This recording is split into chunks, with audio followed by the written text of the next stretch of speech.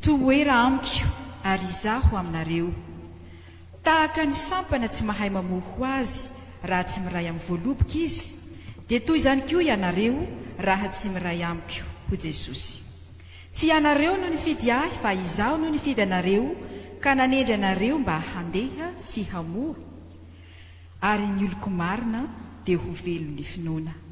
Fa fahasoavana no namonjena anareo amin'ny finoana.